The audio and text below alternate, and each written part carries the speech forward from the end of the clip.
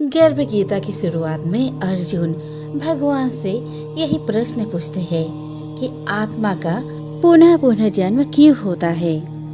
इस जन्म में उसके क्या कर्तव्य होते हैं, किन पाप कर्मों के कारण यह जीवन में अनेक दुखों को पाता है और किन कर्मों के कारण वह जीवन में अनेक सुखों की प्राप्ति करता है, और अंत में वह कौन सा मार्ग है जिसके द्वारा वह मोक्ष और मुक्ति को प्राप्त करता है, अर्थात वह आत्मा कब भगवान में ही लीन हो जाती है और उस आत्मा का जन्म मरण का सारा दुख समाप्त हो जाता है। परंतु जिसे मुक्ति नहीं मिलती उन्हें अलग अलग योनियों में जन्म लेकर अपने अच्छे और बुरे कर्म को भोगना पड़ता है।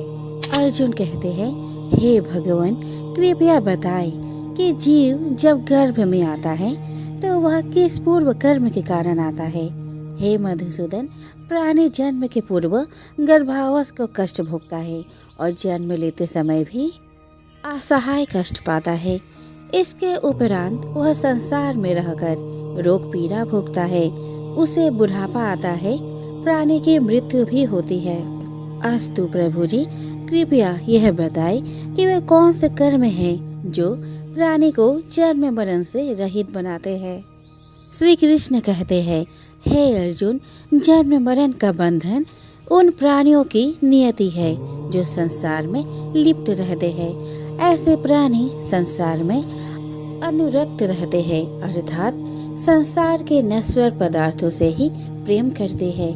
वे सांसारिक वस्तुओं की कामना करते हैं। प्राणी संसार की माया पाने की चेष्टा तो करता है, परंतु मेरी भक्ति पर ध्यान नहीं देता। इसके कारण वह बारंबार और अनेक योनियों में जाकर जरा मरण का दुख उठाता है। अर्जुन कहते हैं, हे जनार्दन, सांसारिक मोह माया से मुक्ति तो बहुत कठिन है। माया चित्त हर लेती है। मन काम, क्रोध, लोभ, मोह और अहंकार रूपी विकार से गिरा मदमस्त हाथी है। तृष्णा रूपी शक्ति से प्रेरणा देती है। 5 विकारों में अहंकार प्रबल है जो कि प्राणी को नरक में ले जाता है। हे ऋषिकेश, इस मदमस्त हाथी को कैसे भस्म किया जाए? मन को भक्ति में लगाने हेतु क्या उपाय करना उचित है? श्री कृष्ण कहते हैं, हे धनंजय, जैसे मदमस्त हाथी को भस्म करने के लिए अंकुश की आवश्यकता होती है, उसी प्रकार मन को वश करने के लिए अभ्यास द्वारा ज्ञान प्राप्त करना आवश्यक होता है। भक्ति और ज्ञान बराबर अभ्यास करते रहने पर ही प्राप्त होते हैं। अर्जुन कहते हैं, हे मधुसूदन, आपके भक्ति के लिए कोई वन खंडों में जा रमते हैं और कोई बैरागी बनकर स्थान स्थान पर भ्रमण करते रहते हैं। हे प्रभु, कृपया बताएं कि आपकी भक्ति कैसे मिल सकती है।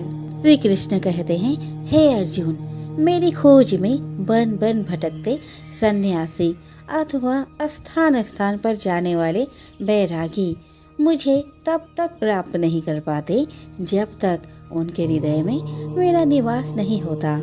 तब अथवा वैराग्य का अहं तो मेरी भक्ति पाने में बाधा डालता है। जटा धारण करने वाले अर्थात भस्म लगाकर बैरागी बनने मात्र से जीव मेरी कृपा का पात्र नहीं बन पाता। अहंकारी को तो मेरा दर्शन सुलभ ही नहीं होता। मैं शुद्ध हृदय वाले सतत अभ्यासी ऐसे जीव को मिलता हूँ जो काम, क्रोध, मोह, ममता और अहंकार से परे है। अर्जुन कहते हैं, हे माधव, प्राणी पंच विकार जनित प्रवृत्ति के कारण लौकिक जीवन नष्ट कर लेता है। हे मुरारी, कृपया बताएं कि वह कौन सा पाप है जिसके कारण किसी व्यक्ति की स्त्री असमय मर जाती है। किन पापों के फलस्वरूप अल्पवायु में पुत्र मर जाता है? कौन से पाप के कारण व्यक्ति वीर्यहीन हो जाता है? कृष्ण कहते हैं, किसी का लिया हुआ ऋण नहीं चुकाने वाला पति पत्नी हानि का दुख उठाता है। उसी प्रकार किसी के धरोहर को ना लौटाने वाले का पुत्र अल्पवायु में मर जाता है। किसी को सहयोग सहायता का आश्वासन देकर भी समय आने पर सहयोग ना करने वाला वीरहीन होता है। यह सब भयंकर पाप है जो स्त्री पुरुष एकाकी भोगते हैं। अर्जुन कहते हैं, हे दयानिधि, किस पाप के फलस्वरूप प्राणी सतत रोगी रहता है और किस कुकर्म के फलस्वरूप बोझा ढोने वाला जघन्य पशु बनता है।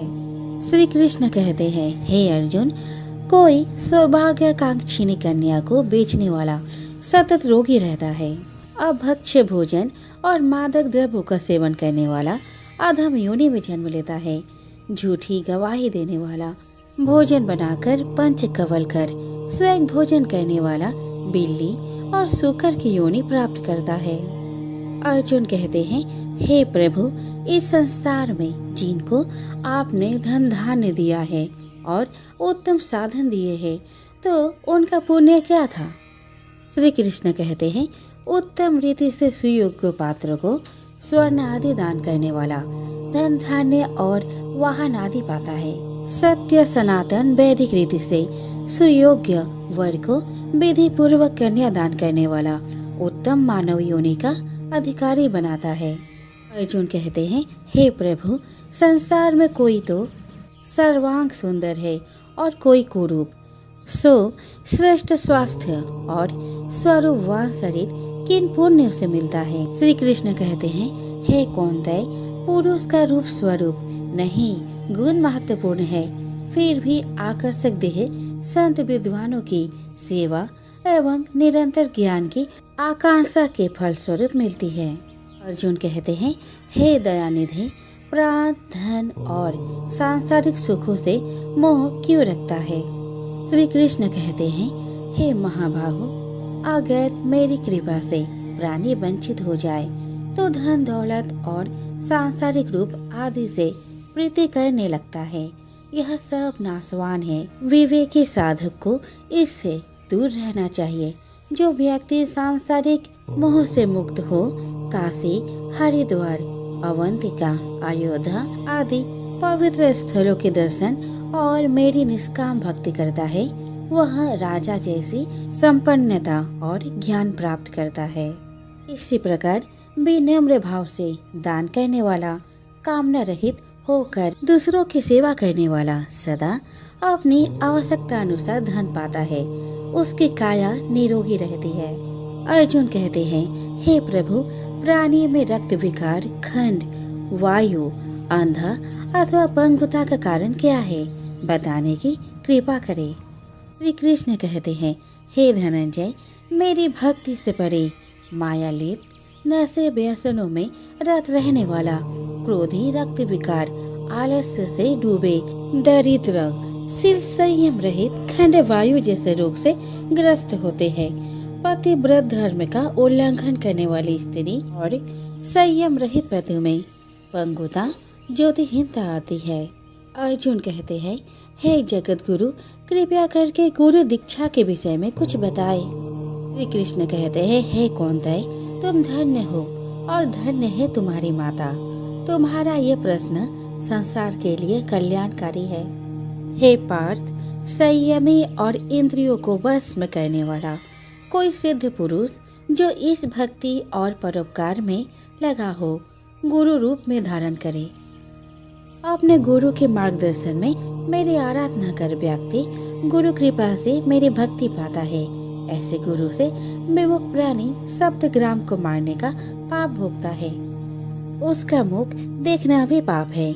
जैसे मदिरा भांड से सटा गंगा जल अशुद्ध हो जाता है, उसी प्रकार गुरुद्रोही गृहस्थ साधक की साधना निष्फल रहती है।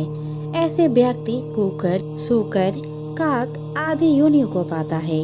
वह अजगर के समान आलस्य में डूबा तिरस्कार पाता है। अतः गुरु आज्ञा पालक, साधनशील, व्यसन रहित जीवन व्यतीत करना चाहिए। हे धनंजय, गुरु दीक्षा बिना साधक का उद्धार नहीं होता है। मेरी भक्ति की इच्छा करने वाले को गुरु धारण करना उत्तम है। जैसे नदियों में गंगा, व्रतों में एकादशी और जीवों में मनुष्य तन श्रेष्ठ है, उसी प्रकार साधक की सिद्धियों में गुरु कृपा श्रेष्ठ है। गुरु सेवा का फल अश्वमेध यज्ञ से भी अधिक फलदायी है। प्रसंग है कि साधु, गृहस्थ, इंजीनियर, अध्यापक, डॉक्टर, वकील, राजनेता, वैज्ञानिक ये सभी बच्चे के रूप में अपनी माता से ही जन्म लेते हैं और उन्हीं की गोद में संस्कार पाते हैं। अतः यदि माताएं शुद्ध संस्कारी होंगी तो बच्चे भी शुद्ध संस्कार प्राप्त करते हुए बड़े होंगे। पत्नी का काम है कि वह विवेक पूर्वक घर परिवार को चलाए। इस प्रकार परिवार सुधार के संदर्भ में स्त्रियों का बड़ा ही दायित्व है, इसीलिए उनका आदर आवश्यक है। आदर तो एक छोटे सदस्य का भी होना चाहिए। फिर गृहिणी, जन्मदात्री और संस्कारदात्री का आदर करना अत्यंत आवश्यक है। वृद्धों का शरीर बल लूट जाता है, परिवार पर उनका शासन भी धीरे धीरे हट जाता है। अतएव अधिकतम वृद्धों के मन में निराशा, रूखापन और असंतोष उत्पन्न हो जाते हैं। इसीलिए वृद्ध धीरे धीरे थोड़े चिड़चिड़े हो जाते हैं। उनकी थकी दृष्टि में चारों ओर सूनापन दिखाई देता है। अतः परिवार के स्वजनों का कर्तव्य है कि वे वृद्धों का पूरा सम्मान दें, उनकी सेवा और आदर करें। परिवार वाले वृद्धों को यह अनुभव न होने दे कि उनका उस घर में कुछ नहीं रहा। वृद्धों को ऐसा लगे कि परिवार वाले हमारे अनुगामी हैं। दूसरी बात, 10 दिनों बाद तुम भी वृद्ध हो जाओगे। जो आज वृद्धों की आवश्यकता है वही तुम्हें 10 दिनों के बाद चाहिए। अपने ही कर्मों के फल भोग सबको मिलते हैं। अगर तुम वृद्धों की सेवा किए रहोगे तो तुम्हें भी बुढ़ापे में सेवा मिलेगी। अपने को सेवा की आवश्यकता पड़े या ना पड़े, हम वृद्धजनों की सेवा करें और उन्हें सम्मान दें। गृहस्थ और मठाधीशों का परम कर्तव्य है दरवाजे पर आए हुए अतिथि एवं अभ्यागत का यथा योग्य सत्कार करना। यह भारतीय नीति शास्त्र का नियम है। अभ्यागत गुरु के समान आदरणीय है। जहाँ अभ्यागत का आदर व सम्मान नहीं होता, वे परिवार तथा समाज उस जमीन की तरह उन्नतिहीन हो जाते हैं। अतिथि सत्कार से सुकीर्ति और संपत्ति बढ़ती है। जहाँ शाम को इकट्ठे होने पर अपने विचारों और बातों को एक दूसरे के सामने रखते, एक दूसरों के सामने पढ़ने पर गंभीर हो जाते हैं। एक साथ न भोजन करते और न बैठते हैं। समझ लो ऐसा परिवार एवं समाज का विघटन शीघ्र होने वाला है।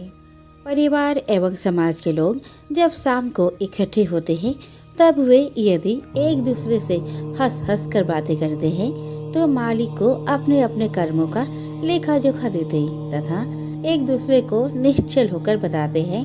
तब यह निश्चित समझा जाता है कि इस परिवार एवं समाज के लक्षण शुभ हैं। कोई व्यापार घाटे में चले तो यह कोई व्यापार नहीं। व्यापार वही सफल है जिसमें मूलधन तो बना ही रहे किंतु मुनाफा में निरंतर वृद्धि होती जाए। अधिकतम लोगों का यह व्यापार घाटे में ही चलता है। अधेर अवस्था में जो कुछ प्रसन्नता शेष है वह सब भी बुढ़ापे में काफूर हो जाती हैं। इस प्रकार मानव जीवन रूपी व्यापार निरंतर घाटे में चलकर अंत में इसका दिवाला पिट जाता है। बहुत कामना, अहंकार, प्राणियों से द्वेष, बात बात में क्रोध एवं द्रोह, असहनशीलता, कुछ भी घाटा न उठाकर थोड़े थोड़े में मुकदमेबाजी आदि करके लोग अपने जिंदगी को नर्क के जैसा बना लेते हैं।